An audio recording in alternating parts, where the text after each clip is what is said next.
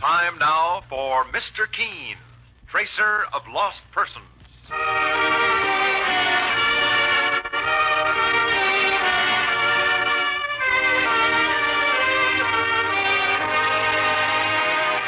Presenting Mr. Keene, Tracer of Lost Persons, in our new Mr. Keene series, in which the kindly old investigator brings to us his most celebrated cases on Mondays through Fridays at this same time. Tonight, The Shrieking Prisoner Murder Case.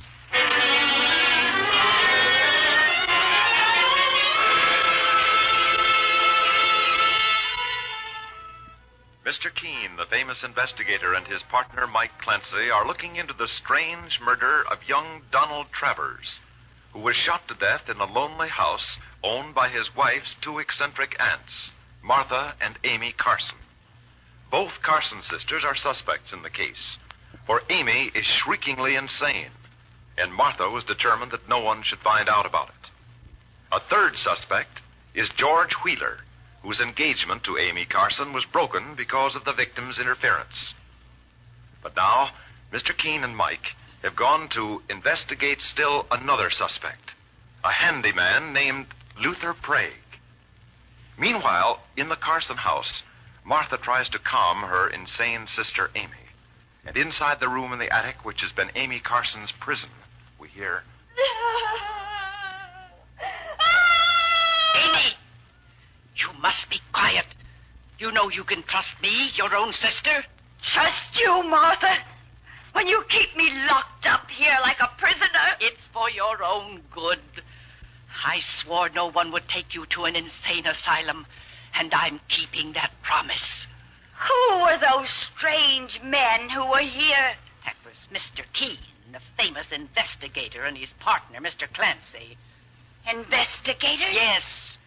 They're trying to find out who murdered our nephew, Donald Travers, here in our house last night. Oh. George Wheeler has taken them to Luther Prague's shack. They think Luther, our handyman, murdered Donald Travers. They do? But why? They think Luther killed him to rob him. And I've told them something else, Amy. I said George Wheeler could have murdered Donald because Donald said something that broke up your romance with George. My romance?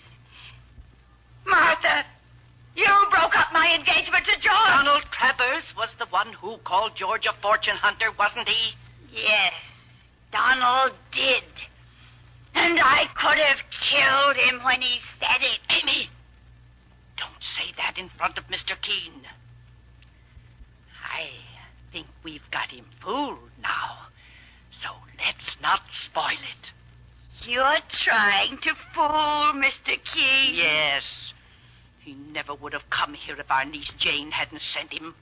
Jane Travers. Donald's wife? She's another one who's trying to interfere. They're all trying to send you away to an asylum, Amy. But they'll have to do it over my dead body. You're too smart for them, aren't you, Martha? I certainly am. And I'm not through with Mr. Keene yet. I've got a few other ways to confuse him, too. Now, you stay where you are, Amy. What are you doing, Martha? I can see Luther's shack through this window. Mr. Keene and his partner are walking towards it. George Wheeler is gone. I'm leaving now, Amy. Take me with you, Martha. Don't leave me alone in this room again. You've got to stay here, Amy. But don't be afraid.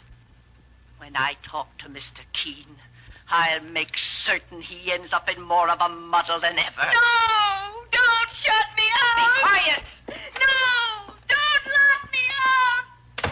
Don't!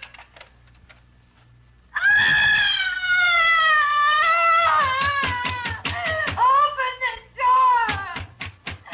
Let me out! Let me out!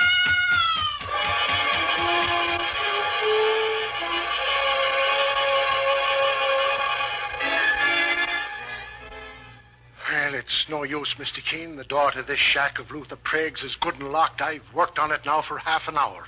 You If we want to search this place, Mike, you'll have to find another way of getting in. Well, I might be able to force a window. When George Wheeler found that watch that had been stolen from the murdered man, Donald Travers, this door must have been accidentally left locked. Mr. Keene! Boss, it's Martha Carson. Mr. Keene! My sister, Amy. She's escaped. She got out of that room, Miss Martha? She tied the bed sheets together and let herself down through the window. Saints preserve us. Now we've got a crazy woman running around loose. I'd better make a thorough search of the neighborhood for her, Mike. And meanwhile, you try to get into this shack of Luther Prague somehow and search it. Right, Mr. Keene, sir. Come with me, Miss Martha. We'd better find your sister Amy before she has a chance to do anything violent.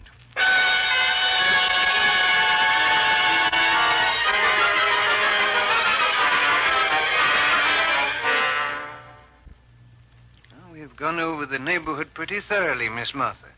But we found no sign of your sister Amy. It's getting dark, Mr. Keene. It was foolish of you not to turn your sister over to the health authorities the moment you knew she was insane, Miss Martha. I realize that now, but I couldn't bear to let her go. She's all I have, Mr. Keene.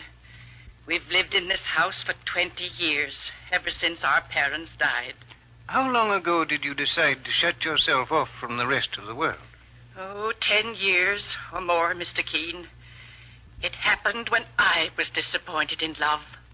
I was going to marry someone, but he jilted me. And so you couldn't stand the idea of your sister Amy marrying either, a short time ago. It was Donald Travers who broke up her engagement to George Wheeler when he said George was a fortune hunter.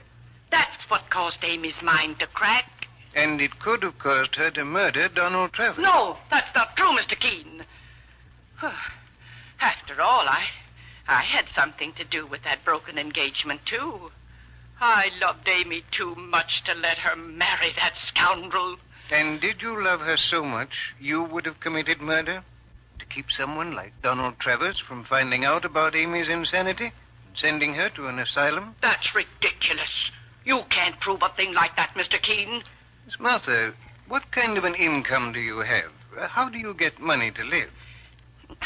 I told you, Mr. Keene, we had a little money left to us by my father. May I ask how much? That happens to be my business. It was enough to get by on through the years. And where do you keep this money, Miss Martha? Why are you asking me so many questions about my money, Mr. Keene? I don't like to talk about it. Is it in the bank? No. I have it in an even safer place. And that's all I'm going to tell you about my financial affairs. Mr. Keene. Oh, well, now, here comes your partner, Mr. Clancy. Yes, Mike? Well, boss, I just had another tussle with Luther Prague, that axe-swinging handyman. This time I left him in his shack tied to a bedpost with handcuffs. Did he come in while you were searching his place, Mike? That he did, sir. And just as I found some very important evidence. What did you find, Mike? Well, first of all, I found this wallet. It's got the initials D.T. on it. Donald Travers, the murdered man. That's right, boss. It's also got $200 in cash inside it. I found it in Luther's pocket when he came into his shack. What else did you discover there, Mike? And this gun, sir. It's a .38 caliber job, and one bullet is missing. That might be the murder weapon. Well, it was in Luther Prague's drawer. There you are, Mr. Keene. It looks as though you've solved the mystery of my nephew's murder. Does it, Miss Martha? Our handyman, Luther Prague, killed Donald Travers. There's no question about it. He murdered Donald to steal that wallet and Donald's watch. The watch that George Wheeler found in Luther's room. The handyman admits he stole the watch and wallet, Mr. Keene, but he says he didn't kill the young fella. Then how does he explain having the watch and wallet, Mike? Well, Luther claims he heard the shot when Donald Travers was murdered. He says he was outside the Carson house at the time. And when Luther ran in, he found the body, but he didn't call the police himself. You mean he robbed the dead man? That's what he admits. He told me he figured the dead man couldn't use the money or the watch anymore, so he might as well make use of it himself.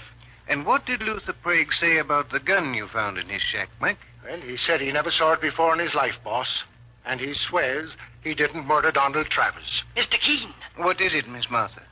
I thought I saw a light flash in the cellar of our house through that low window behind you. She's right, boss. I saw it myself just now, like someone was shining a flashlight on and off for a second or two. How do we get into the cellar, Miss Martha? There's a door on the other side of the house, right around that corner. Please stay here. We'll investigate that light. Come with me, Mike.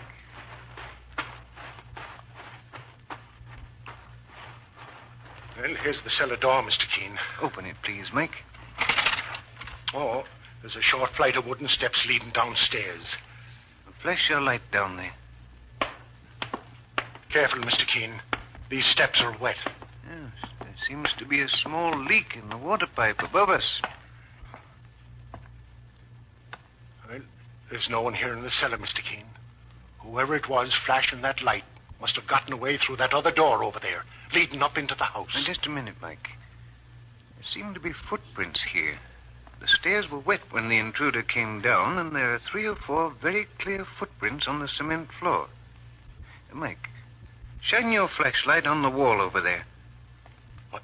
Mr. Keene, a big chunk of cement's been taken out of the wall.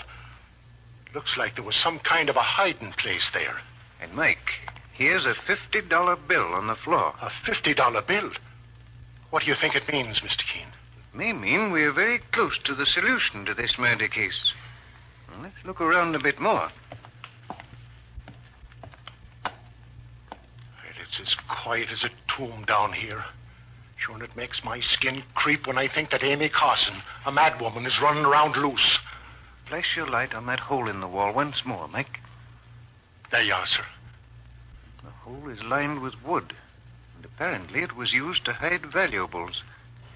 Martha Carson tried to avoid the topic of money every time I brought it up, Mike. Well, I think we'll know the truth when we tell her this wall's been tampered with, Mr. Keene. I'm sure we will. Mr. Keene, suppose them footprints on the stairs were made by that loony woman, Amy Carson. Look, boss, they lead right across the cellar floor and up those other stairs again. That second flight of stairs must lead into the house. Mike, I'm going to follow those footprints up there. Boss, remember, crazy Amy Carson is dangerous. If she murdered Donald Travers, she wouldn't stop at trying to murder somebody else. She's a homicidal maniac. Homicidal maniac or not, Mike, I'm going up there. Now.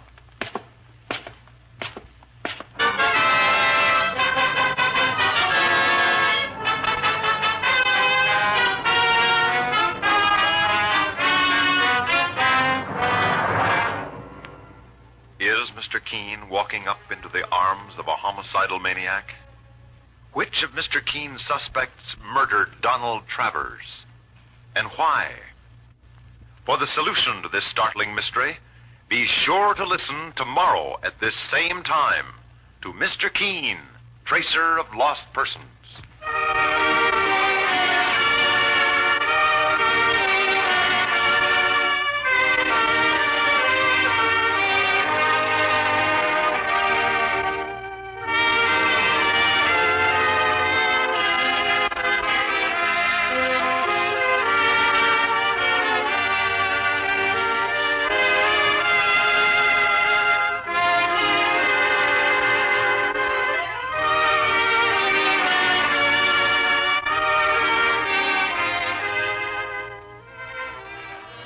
Don't miss tomorrow's episode of Mr. Keene in the Shrieking Prisoner Murder Case. Same time, same station. And don't miss the regular half-hour Mr. Keene program, also heard every Friday night over most of these stations.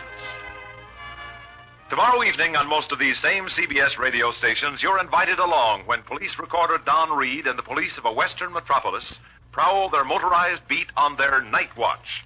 A suicide report, a razor blade fight, and an item on a bad check passer occupy the night watch police tomorrow night at the Star's address. Also tomorrow evening, CBS Radio serves up Arthur Godfrey's Digest, a program made up completely of experts from Arthur's daytime marathons of fun.